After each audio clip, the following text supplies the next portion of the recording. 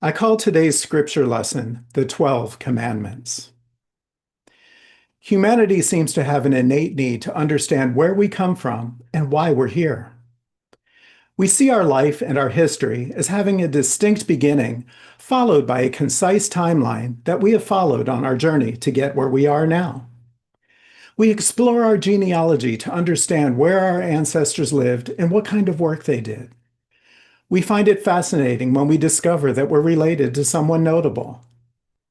Without knowing the path that got us here, it's easy to feel lost, like wanderers.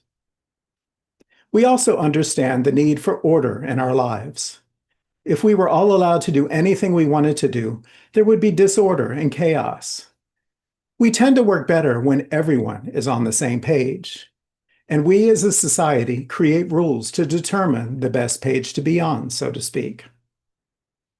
The Old Testament was written to serve these purposes, to explain the origins of the Jewish people, and guidelines for the society of the time to follow to ensure good, orderly progression. Contrary to some beliefs, these documents were written by man for the use of man, using a personified God to serve as an authority figure so that people would be less likely to contradict them. And it worked. It got most everyone on the same page. Today's discussion focuses on one of the most quoted sections of the Old Testament, Exodus chapter 20, verses 2 through 17, and repeated in Deuteronomy chapter 5, verses 6 through 21, which we commonly call the Ten Commandments. They really aren't enumerated or titled that way in the Bible, but they serve as 10 simple rules of moral living that have helped further the human race's desire for harmony, peace, and respect. Today, we're going to explore these 10 ideas and a couple more, and what they mean, not just traditionally, but also metaphysically. The first commandment, you shall have no other gods before me. Traditionally, this commandment is interpreted as an expectation that there is one God and that we should all follow and respect that God. If we treat someone or something else on an equal standing or exceeding our idea of God, then we believe in more than one God. Of course, some folks tend to place a personified Satan on an equal standing with a personified God, but that's another discussion for another day. Metaphysically, we believe that God represents all that is, and no one concept can adequately represent the extent and power of that infinite intelligence. God is all that is, so there can be nothing else. When we hold on to specific people, things, assumptions, or ideas, we begin to exclude other possibilities, thereby limiting or overriding the infinite possibilities that exist in the realm of the universe. There is no one path to truth. Truth is not what we deem it to be. Truth is. Whether we're aware of it or not, whether we recognize it or not, whether we believe it or not. Conversely, when we focus on the all, we make room for all possibilities, all iterations, all alternatives that God truly is. The second commandment, you shall not make for yourself a graven image. This commandment is really a variation of the first commandment, just expressed in a different way. If we choose something specific to worship, in other words, to focus our admiration and adoration on, whether it's an idea, a book, a place, or a principle, or a celebrity, or an object, or money, we are limiting God, which has no limits. Material objects or people cannot supply what God can for our spiritual well-being. So many people equate the Bible with God, but the Bible is not God, only an example of an idea of God. And as Reverend Jackson often says, you can't compress God into 66 books. Don't attach yourself to specific things, for they are just things. God is so much more, and in the grand scheme of our universe, things are insignificant. They only become significant to us because our human ego has decided that it is so. It's okay to appreciate the things we have, but they shouldn't distract us from the endless, infinite beauty that we call God. The third commandment, you shall not take the name of the Lord your God in vain. We tend to associate this commandment with curse words, but taking the Lord's name in vain means something much different. Metaphysically, we understand that connecting our sense of God's self to negative emotions or things that don't represent truth will lead us away from our unfoldment. Focusing on the true God within us will lead us down a productive path. The word vain comes from the same root as the word vanity, meaning foolish pride and self-conceit. Taking the Lord's name in vain doesn't mean using bad words. It's invoking the energy of God to fulfill our selfish needs and desires rather than on the greater good. Think of the word damn. When we use this expression, we are asking God to condemn something on our behalf. When we're focusing on ourselves, we're turning away from everything else, that which is also God. Instead of invoking God to help us achieve our selfish desires and motives, or as an excuse to condemn others, we can invoke God to encourage harmony. The fourth commandment, remember the Sabbath day and keep it holy. In biblical tradition, the seventh day is honored as a day of rest because God rested on the seventh day in the story of creation in Genesis. Some faith traditions are so strict that virtually no physical activity or operating of machinery is permitted other than walking to and from worship services. But this commandment isn't about schedules. It's about taking time to be in the quiet stillness to renew us and help us recognize our connectedness with our higher self and with God consciousness. With few exceptions, most Christian traditions recognize the Sabbath as being on Sunday, which is why we're meeting today. The Bible designates the seventh day, or Saturday, as the Sabbath. The word for Saturday in Spanish is sábado, which means Sabbath. But the Sabbath isn't a particular day of the week. It isn't a particular day or time at all. It simply means taking time to stop and reflect. If you're working out in the gym, a Sabbath might be stopping and taking a few deep breaths before you continue your routine. In an average workday, the Sabbath is your lunch break. In a work week, the Sabbath is the weekend, a couple of days break from your work. And in the course of your career, a Sabbath might mean an annual vacation and ultimately retirement. Take reasonable time in your busy schedule to step back, take a breath, and appreciate where you are and what you've accomplished. This also helps you stay in a more even state of mind for whatever comes next. Think about it. If you're busy focusing on the race, when are you taking time to enjoy the view? As they say, stop and smell the roses. That is what the Sabbath is all about. The fifth commandment, honor your father and your mother. Yes, it's usually a good idea for children to honor their parents, for the parents usually have the wisdom and experience to understand things that a child can't. But this commandment is more than just parents, and it's certainly not about surrendering our will to anyone else, even if it's someone we love dearly. In order to be complete, we must honor and respect both the masculine, intellectual, and feminine, intuitive aspects of our consciousness. It's honoring humanity, the ability for each of us to express in our own unique way, to be complete, and the responsibility each of us has to make room for those expressions, even if they don't align with our own ideas or expectations.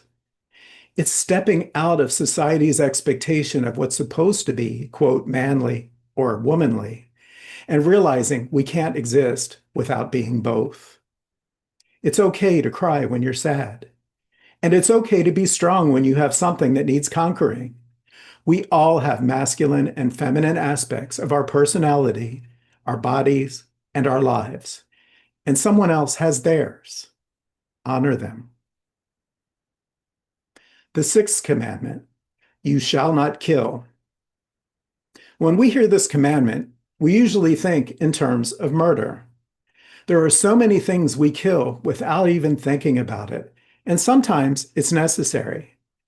We can't eat without killing something because it's the life of those things that we eat that keep us alive. That is simply nature. We kill creatures that invade our home. We smash bugs and spray our plants to keep them from being eaten by other creatures.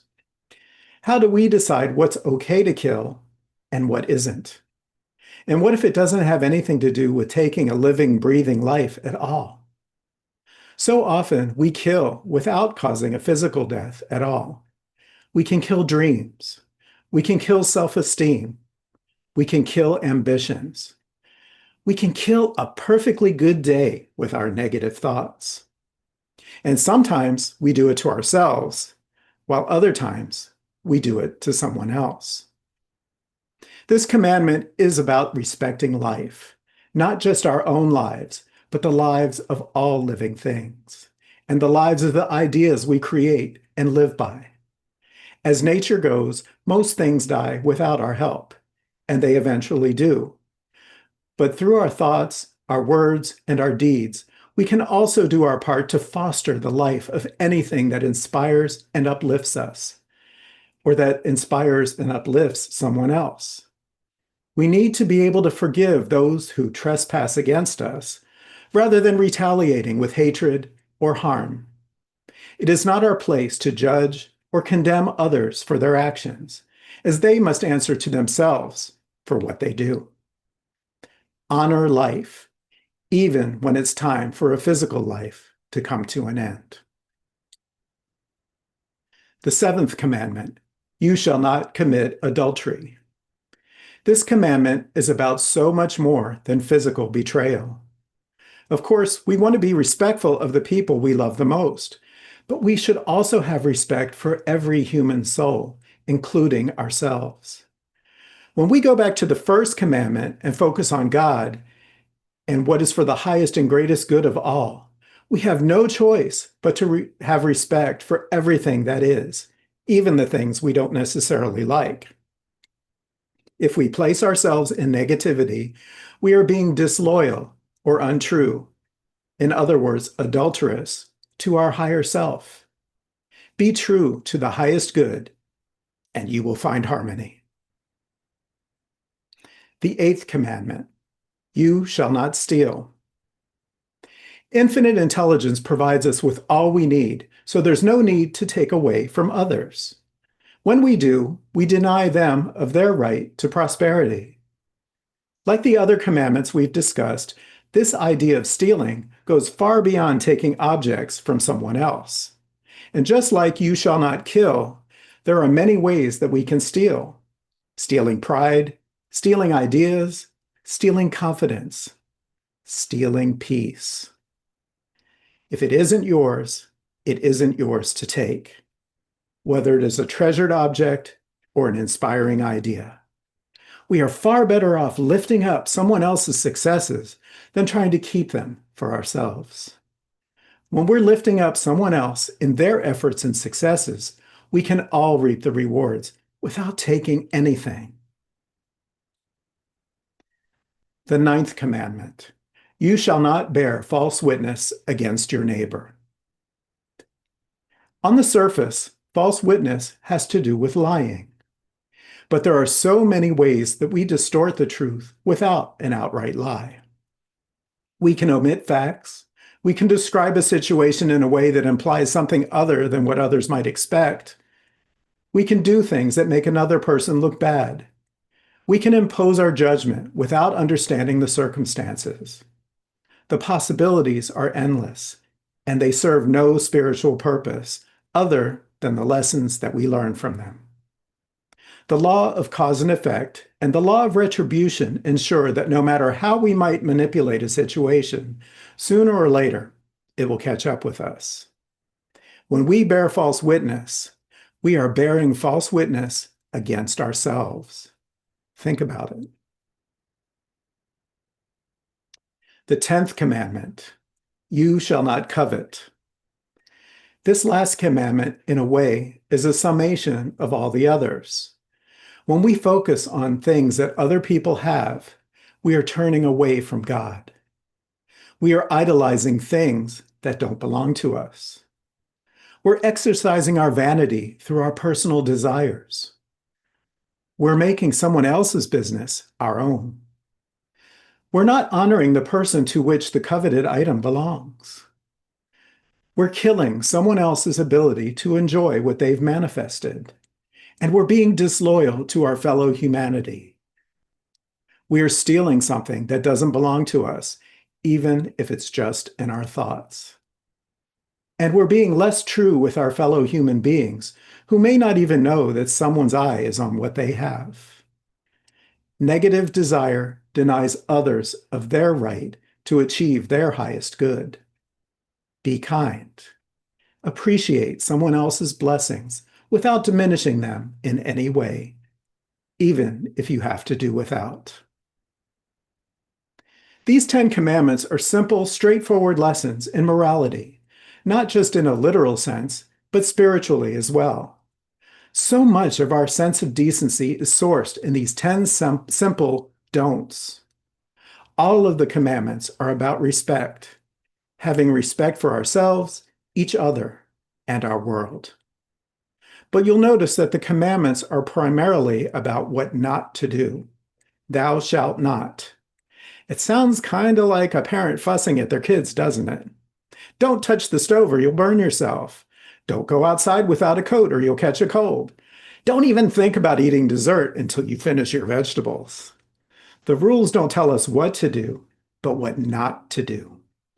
This is an important distinction, and I think there's a method to the madness. The rules make it easy to understand what to avoid, but at the same time, they make space to honor our free will. We can do pretty much anything we want as long as we don't break the rules that we've agreed to. That's pretty much the definition of freedom, at least in this country. We're free to do whatever we want as long as we aren't harming someone else or imposing our will on other people's lives.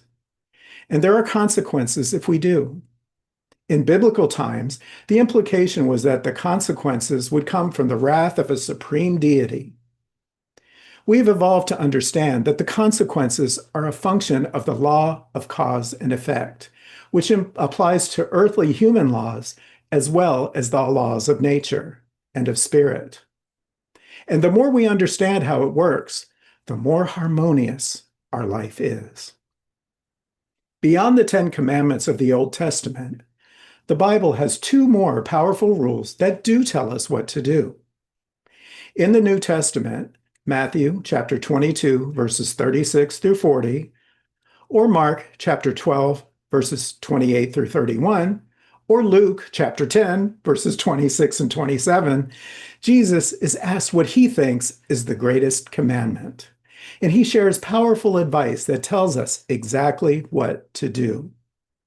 First, he tells us to love and honor God with all our heart and mind. We have so much that we can gain by keeping our focus on our oneness with all that is, instead of immersing ourselves in earthly ideas and resentments. We can accomplish so much more by focusing on God, not just the idea of God as a supreme creative force, but the God that expresses in and through every person and thing in our universe. His second bit of advice is equally powerful. Love your neighbor as yourself. And it's powerful for a reason. We all benefit from focusing our every thought, our every word, our every action on the things that serve not only our highest good, but the highest good of all humanity. We must love our neighbor because our neighbor is us. And we're all a reflection of God expressing in and through every one of us. Honor it, obey it, and all will be well. And so it is.